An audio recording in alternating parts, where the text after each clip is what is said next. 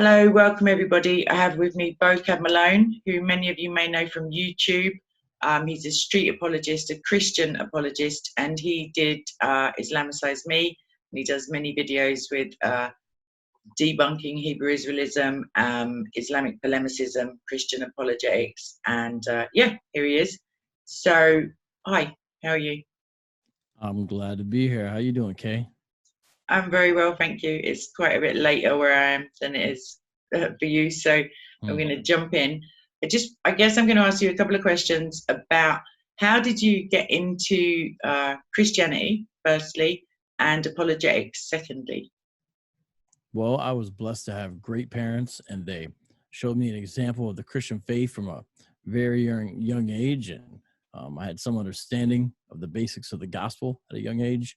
And then when I was late high school is when brass tacks, rubber hits the road, and I wanted to uh, make sure this was what I was going to do, be a Christian for real. And so I embarked upon a sort of personal apologetics journey. I don't know if I quite realized exactly that's what it was at the time, to say, is this true? And that's not how I first had my interest in apologetics, but that certainly was my first deep dive into apologetics, and it really never left, because then eventually I realized some of the stuff I encountered other people needed to know, and it could be helpful for them as well. Yeah. What I found in my life was that God put certain people in my life, and at the time, specifically one person who was Muslim, a very good friend, but I would wonder over and over, like, why am I arguing these cases? I wasn't very strong Christian, and if I'd have been speaking with a Christian, I may well have argued an Islamic point. Like, I just liked arguing, really. And all of those things, when I look back, when I got to Speaker's Corner, I was like, oh, that's why I've been arguing with a Muslim for 5 years. Oh, right, that was the reason I read the Quran. Because somehow it would be like Romans 8:28, it would be used for the good. So that's that. And did you find that, so where you grew up, with, like, were you in a minority as a Christian at school, or was it just kind of atheism and agnosticism, or? It just, there weren't any strong Christians around that I really remember of when I was in the public schools, but I spent a few years at Christian or private schools, so I had a mixture, and so it depended on what context I was at. But it was rare in the public schools to find anyone in any kind of way public. It wasn't necessarily massive hostility, but there was definitely mockery, ridicule, and lack of interest. And some of the first kind of religious debates I saw actually in high school, the things I was mainly exposed to was actually the 5% style of Islam, which is not really true or proper Orthodox Islam. But that's really what I encountered, as far as people saying, well, actually, no, look at this. Here's the way to interpret this. That kind of thing was a lot of 5% stuff. So that is some of the first stuff I really encountered, a 5%er theology and general Afrocentric views of history.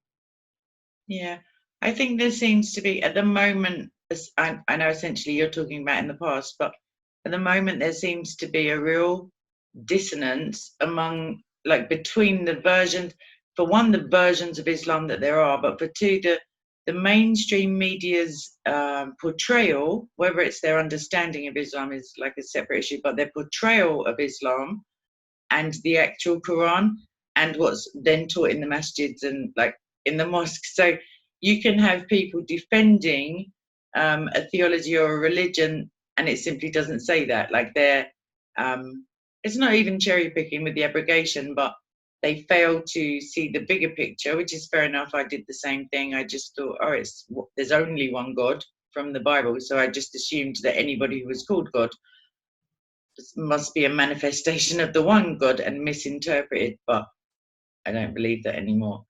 So that's quite a good segue, actually, because I've been obsessed a little bit by Christian persecution lately. So I was praying for some, I don't know, way to help more people or to make people aware of the true situation, bearing in mind the false premises and, like, portrayal of Islam.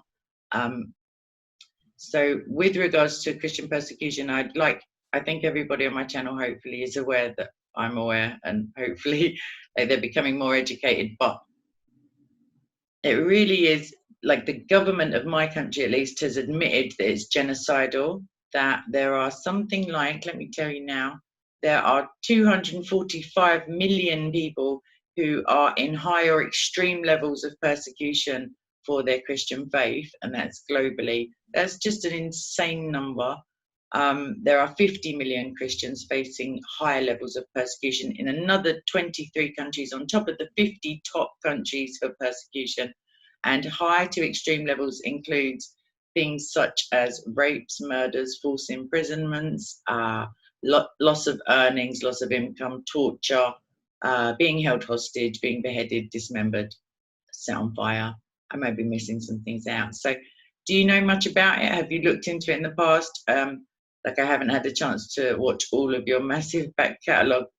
I mean, it's possible you've spoken about it before, but what are your opinions on it? And do you think the American government are doing enough as a Christian nation?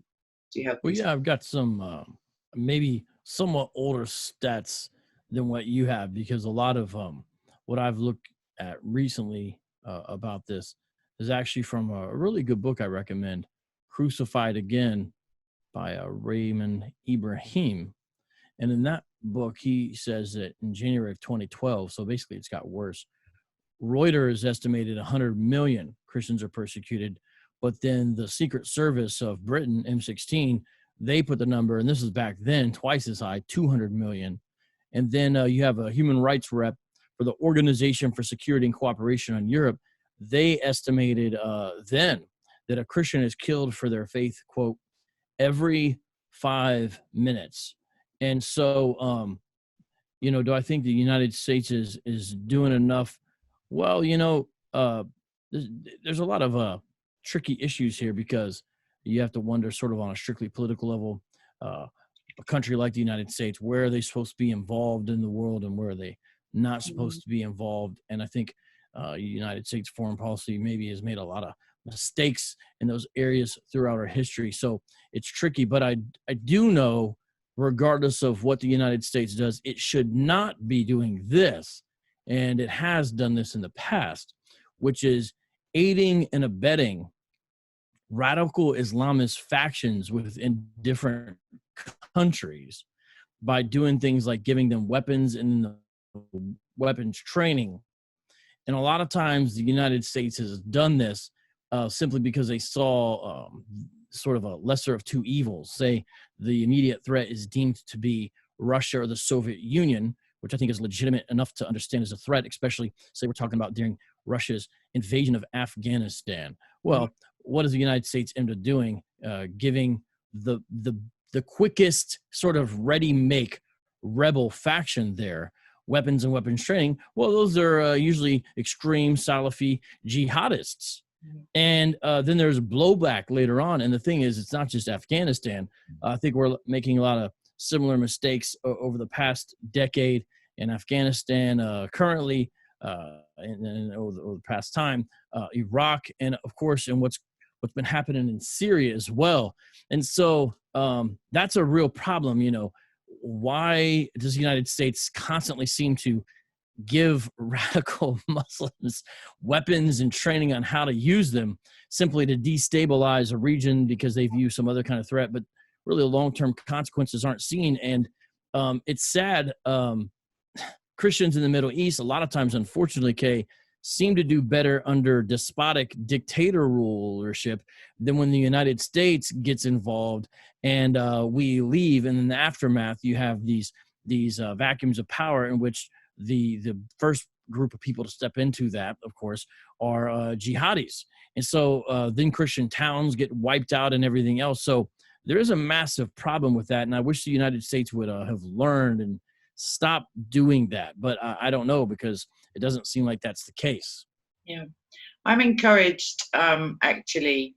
I was encouraged by Trump's intervention with the late-term abortion stuff in New York and some other states. I think that's I think all abortion is, like, obviously not biblical, but I think that late term, like during birth, after, I think it's outrageous. Like, I don't know how.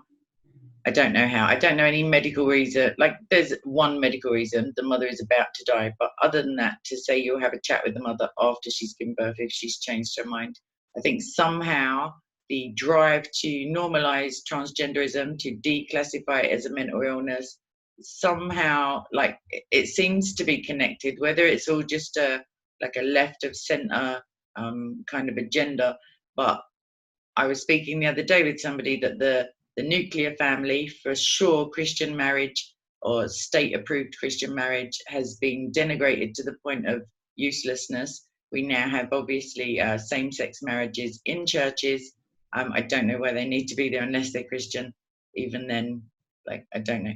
So we've got a situation with the welfare state, whether it's left wing or right wing, like Republican or Democrat for the United States, is irrelevant by the time it's entrenched, and single motherhood is a more profitable, like, welfare wise option than being married and having a parent where, it doesn't matter who the second parent is physiologically, as long as there are two loving adults bringing up the child. So I think that ties into America's, like, stance at home, and Britain for sure. If we have a strong Christian leader, a leader who's willing to stand up for pro-life and who's willing to like mention the word prayer or Jesus, like, openly, when we especially, not so much America, we're supposed to be a Christian country. We have our monarch as the head of the faith, as it were. I think everything has a knock-on effect. And I think then so if, for example, America is setting a decent morals, like, I don't mean in arms sales or any, like, that's just something that happens with big countries and, like, politics, unfortunately. But if, as your president did, you can become like a trendsetter, you can reintroduce prayers, you can speak at pro-life rallies, you can veto late-term abortion stuff, then you have more of a moralistic standpoint to protect persecuted Christians. You're not then protecting them from the power vacuum that you helped to create. Like, so I think that it can only be a good thing for larger countries, especially now with petitions and, like, people power, as it were. There seem to be so many people who have time to go out on rallies lately. Like, there's like a flash mob every 5 minutes in London. So I think that to get behind, I mean, we've got enough murders at home if you count abortions as well, but the situation in Nigeria, and I'm banging on about it, is just horrific, and it's the stuff of nightmares. Just the still images, let alone videos. It's like babies, children, girls, boys, men, women, pregnant women, and it's indiscriminate. But the people who are murdering them, who happen to be Islamic or vouchsafe that they're Islamic, they also kill Muslims. So it's a pretty confused situation. But I'd like to ask anyone watching to pray specifically for Nigeria, for Pakistan, for North Korea, for anyone you find in that top 50 list, really, but specifically, even though God knows your prayers, like, He knows what you need and He knows what they need. I think when we focus our attention on a specific topic, God can then reveal more to you, and you too can be plagued by Nigerian, like, horror stories, as I am. So with that in mind, how did you come into the humorous side of your apologetics? Like, are you a naturally funny person? Like, did you just fall into it? Is that always been your style? Or, like, how did that come about? Because I really do enjoy those videos. Well, I guess I have certain character traits, and then if I'm around the right people or wrong people, depending on how you view it, they draw it or bring it out of me more. And so, I'd known David Wood and some of the fellows for a little bit, doing various Islamic outreach and evangelism, debates with Muslims, and apologetic ventures, and done some interviews and conferences together and things like that. But there wasn't much of a working relationship, say, with David or Sam and those guys. It was more just we ran into each other and hung out and shared similar approaches to certain things at certain times. Always differences, but through that, David wanted to not just have a successful YouTube channel on his own. And to those who don't know, I'm speaking of David Wood, Act 17 Apologetics, largest Christian apologetics YouTube channel there, approaching 500,000 subs, probably before the year is out. And he of course had his own successful channel, but he wanted to create and help facilitate a number of other social media style apologists. And I was one of the first people, I think me and a couple other guys approached with sort of this long-term vision. And part of it was, what you might call likability factors and ability to communicate and humor and these kinds of things. And so he knew enough about me to know, that might be present and I might be willing to do that, which he was right about. And so, I was open to the idea at that time in my life. He kind of asked me at just the right time where things were open. If he would ask me a little bit earlier, I probably would have said no. It worked out perfect timing. And so we kind of got to work immediately. And one of the first things was, hey, here's some basic ways on how to do videos and whatnot, because I had mainly focused more on writing via blogs and radio, so not the visual component. And once we started just writing and different things, I think he felt like, I had some improv abilities and different things like that. And so we would script some things out and not script other things. And it just kept on snowballing from there, different little projects that we did. Two of the most well-known, of course, would be Islamicise Me, where atheists go on a journey to become Muslims and they read the sources and do literally what it says, sort of in the most ham-fisted way over a period of 30 days. And then the Boom Boom Room, where Muhammad has an imaginary talk show and he interviews different guests from the current time and as well as the past, some fictional, some non-fictional. And then at the end, usually blows them up. And so doing those things together and, future ideas as well, just created a lot of synergy. And then other people kind of came around and, for example, Sam Shamoon, nobody knew he had acting ability. Then all of a sudden we kind of draw him into the circle and all of a sudden, Sam's the star of the show. So that definitely is part of it. And those are some things that people view as more notable or they remember. But, the daily grind of apologetics is real life conversations with people and talking to people and having conversations public and private and trying to hear people out and then go back and forth with good dialogues and doing live streams because it's sort of you're interacting with people and stuff like that. And so it's part of the repertoire, humor and comedy. But of course, it's not the be all end all, at least not for me. But it's definitely in the bag of tricks, as we might say. Yeah. I find myself that, like you say, there's a mixture of so one-on-one conversations. Debating is a slightly different style. Just the one-on-ones, I think that humor always helps, especially I think with atheists as well, because I don't know. I think the best delivery has to be kindness. Like there has to be like genuine concern or care for their salvation anyway. Like there's no point in just scoring points. It's no good to win an argument and lose the soul of the person you're arguing with. But I had a chance today. So God completely changed every plan I had for today. Like I have a friend visiting, so I was trying to show them London, and then like the bus routes were changed and the things were closed and stuff like that. But I ended up ignoring my friend actually for half an hour to speak to a lady in a coffee shop. And once she kind of unraveled her story of what's been going on, like I knew completely that like I often pray, like, can you put them in my way, just so I know. And but humor for sure for me. Like to be fair, some of the hadiths that I have to discuss, like if I didn't have a sense of humor, like I couldn't do it with a straight face anyway, because some of them are like pretty out there. And yeah, I think the priests of Baal were mocked at one point. So I think there's like scope for humor in the Bible, but I do know of some people who like frown upon it, but they probably frown quite often, to be fair. So I just think, yeah, God bless them. Do you have any projects coming up that you would like to talk about briefly, or like, do you still blog? Are you just completely swamped with like making videos and research and stuff like that, or like Yeah, a lot of videos and stuff. I, of course, have a book out on the Hebrew Israelites. And one thing that I think is a antidote preventative towards them is to recognize, for example, the contributions of Black Christians and Christians from Africa throughout church history. And so to that end, I'm actually currently writing an article for a premier Christian magazine, which is London-based, actually.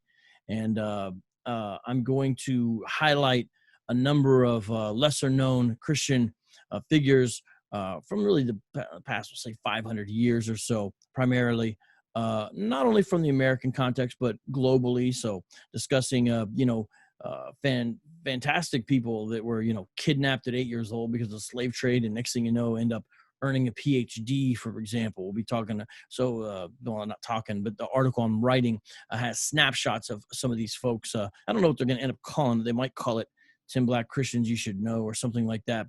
But it's just really my way to help make sure that lesser known but beautiful aspects of church history are known, because I think it's helpful for all Christians to know all of our history, because it's church history, and then it gives us a better foot and understanding going forward. So that's something I'm working on that's related to your context. It's a good magazine. It's a print magazine. They got a lot of good stuff they do.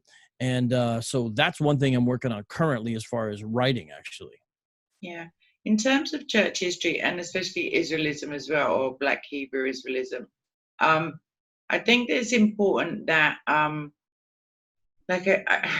think that, so we're all obviously the one body of Christ. The verse that I think of often when I'm talking or thinking about the Christian persecution is that if one part suffers, every part suffers with it. If one part of the body of Christ is honored, then every part rejoices. And I think that too often, or through, it's not even ignorance, through listening to even what the mainstream church puts out, you hear snippets of, like, prayers for continents, but then it comes down to, and can we please pray for George in like such and such street. So to acknowledge that the church is persecuted, it's been foretold anyway, it was always going to happen, but to lift those people up and to recognize also that it's not only Islam, that Christianity is not a white religion, as it were, that the debate that I often have between like a patriotic nationalism for your own country where you were born and being a citizen of the kingdom of Christ, they're not contradictory, because at least my country has a long Christian tradition. Our input into global Christianity has been like momentous. We've helped to stabilize and Christianize parts of the world, which can only, like, I don't know of any country that's ever suffered as a result of Christianity, of capitalism for sure, of colonialism, like potentially, but the stabilize, like, because it doesn't seek to submit other cultures, it seeks to like enter the individual heart of each person, and then as a result the fruits of the Holy Spirit can be seen, and then the country changes in a positive way. Like in Rome, ancient Rome, we stopped infanticide, we glorified marriage, we all of those things. I'm just bigging up Jesus, by the way.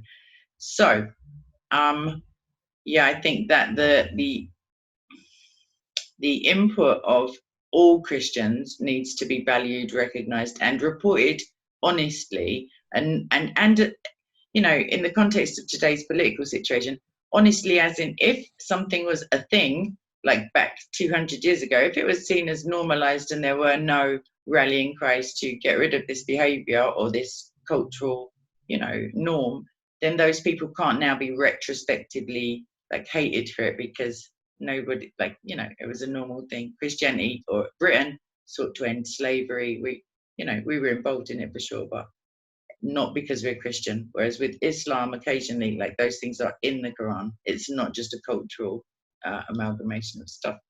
So yeah, I look forward to reading your article, and if it's in London and if it's print based, that will be nostalgic. I don't think I've read like a printed magazine for quite some time.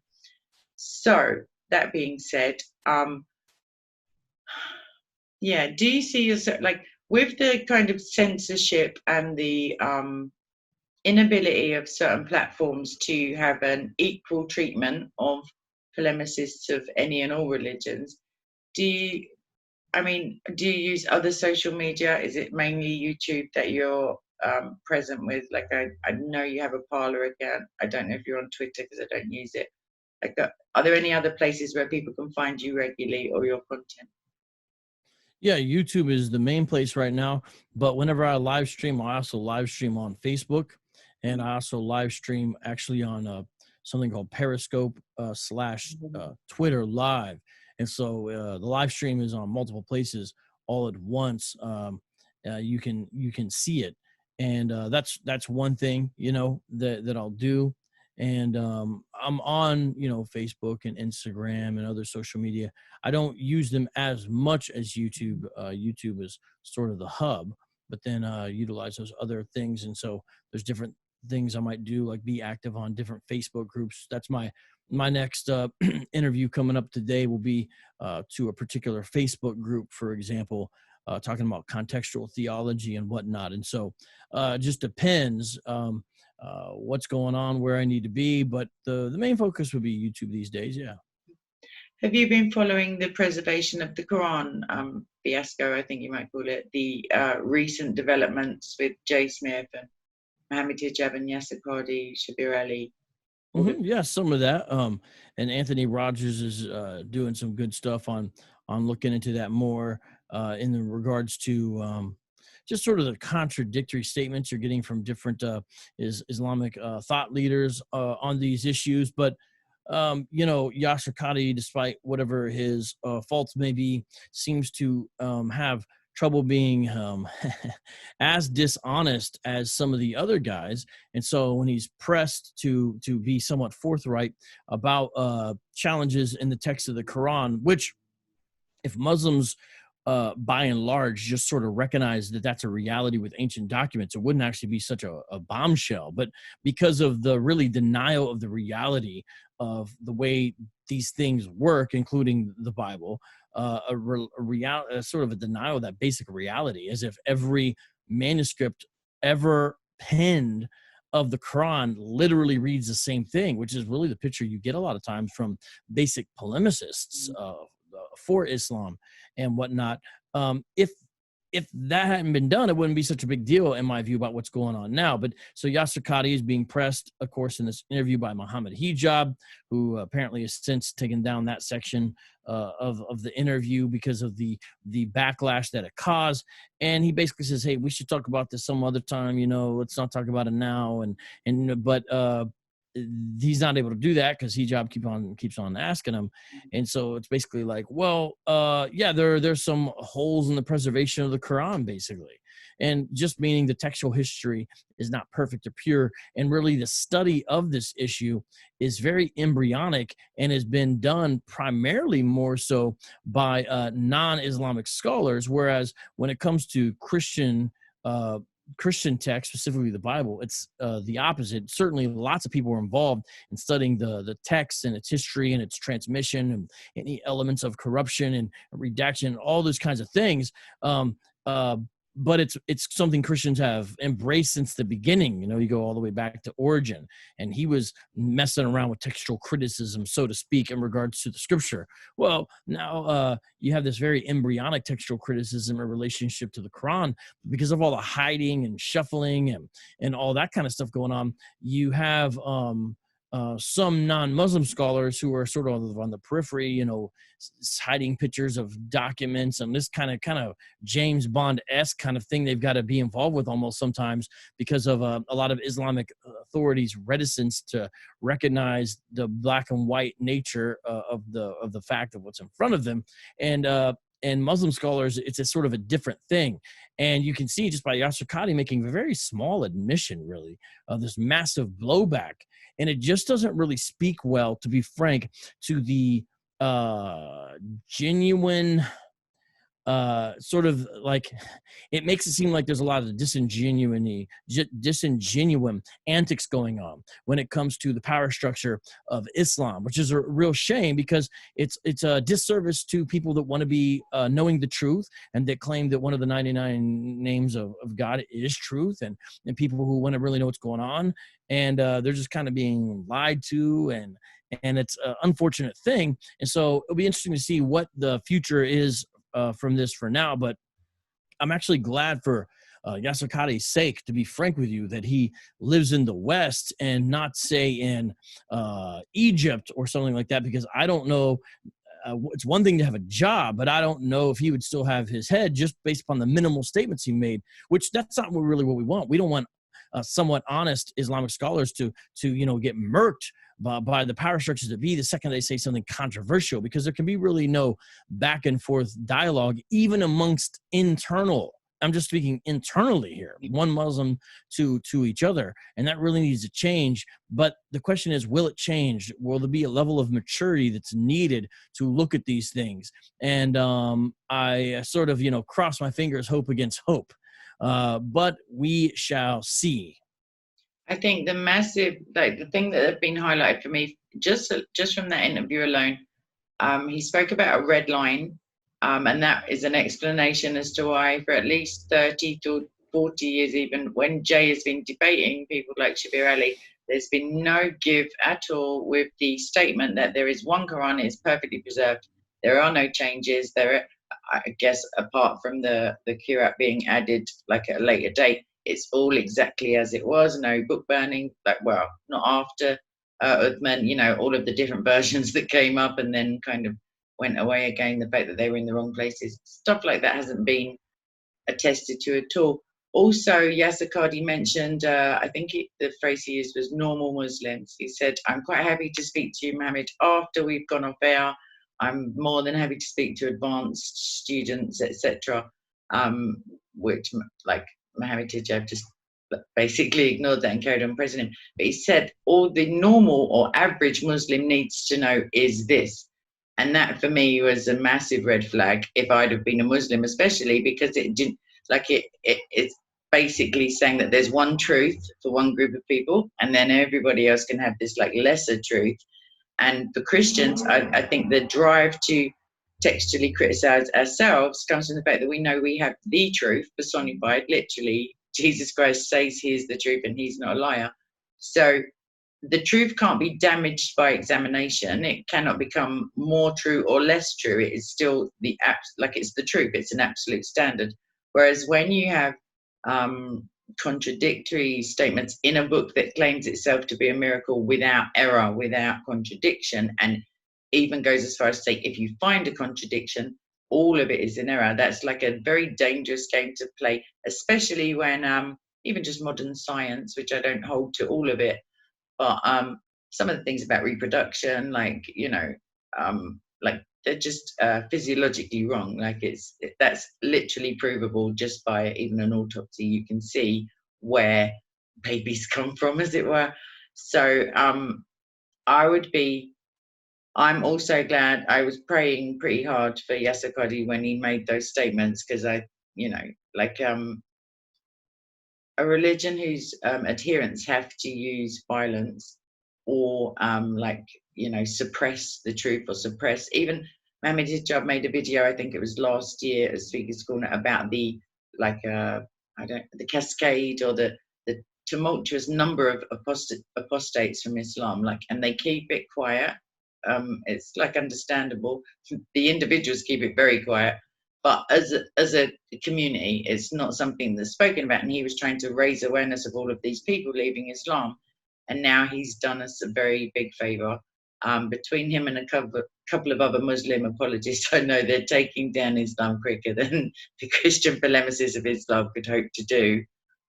But that being said, we're still looking into all those differences, and if they're theological, if they're just linguistic, if they change the nature of the verse, there's far more than one Quran. And on that happy note, I think I don't have any more real big questions for you. What I would like to say is I'd hope to speak to you again on our main channel, because there are many more viewers there. I'm going to go back through and watch this and link the book that you mentioned, the article, if you have the potential name of it, or at least the magazine, if you can give me that afterwards. I'll link that. Your channel. I know you're very busy, and I'd like to thank you very much for speaking to me, and I hope I'll be able to speak to you again soon.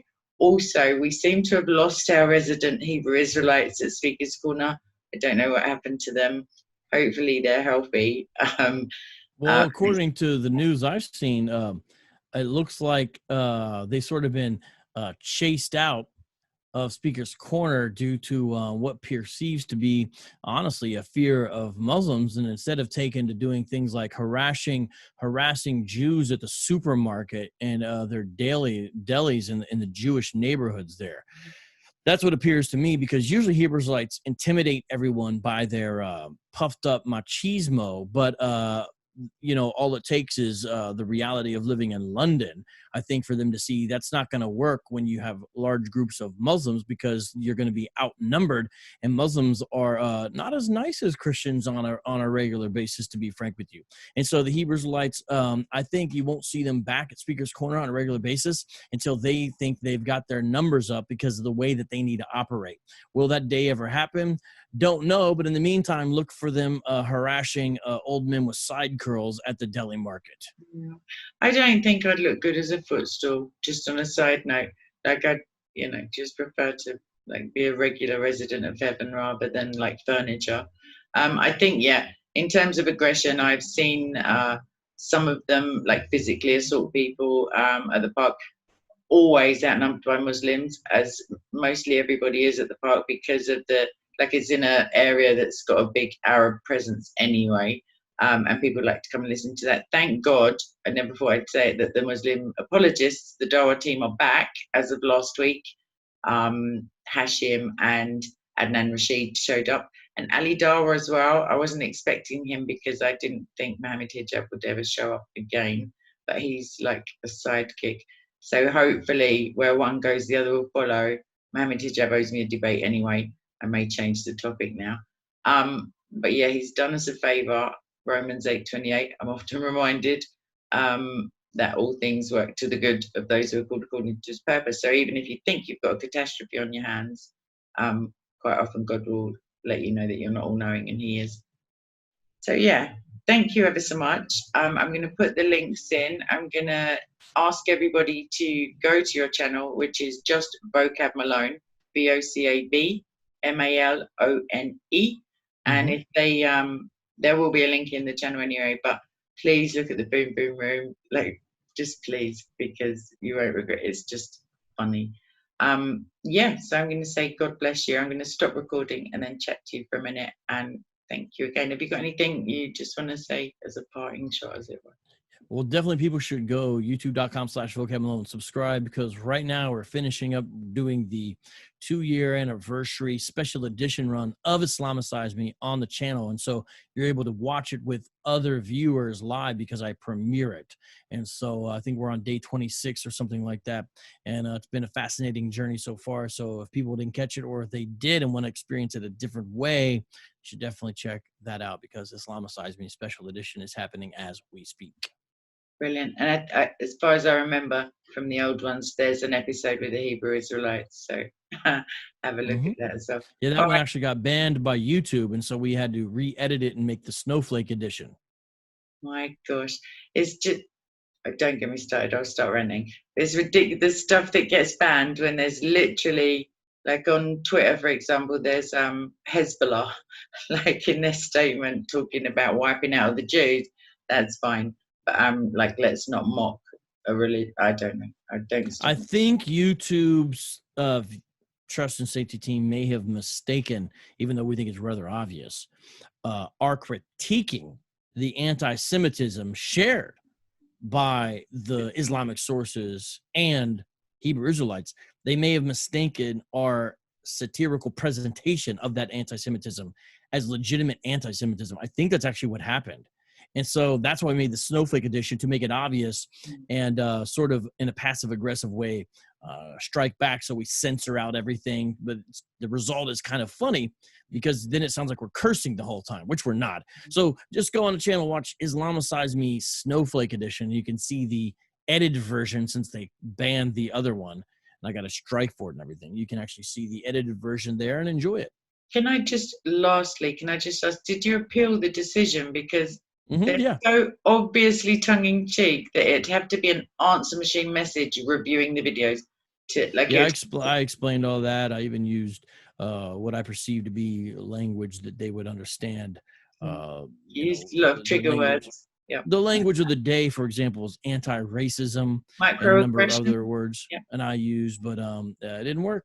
So that's a real shame. But always have a backup of them, obviously, and stick them in other places, and we'll find them, and they'll be uploaded again, I'm sure. All right, God bless you, Vocab, and I'm going to stop this recording. And thank you, everybody, for watching, and subscribe, share, like, comment, like all the good stuff. Pray, repent, obviously, turn to Christ, because hashtag He's God. And yeah, just get on with it. And if you don't believe, just pray about it anyway. What have you got to lose? All right, God bless everybody. Bye.